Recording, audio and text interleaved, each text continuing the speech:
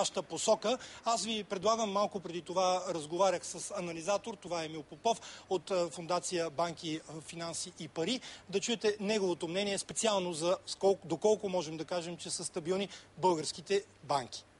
Аз честно казвам не мога да направя връзката как банковия сектор може да бъде засегнат от това, че индексите падат. Те нямат никаква логика с реалната икономика и реалния пазар.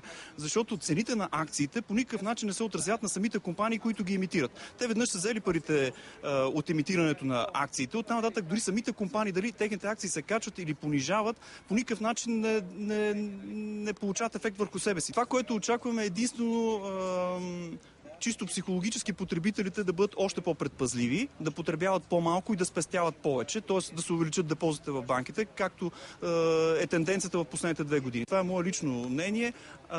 Може да се очаква много по-голям срив на всички световни борси, когато всички инвеститори изтрезнат, че не би трябвало да очакват нещо повече от цената на една акция, освен това, което тя би могла да им доведе като дивиденд.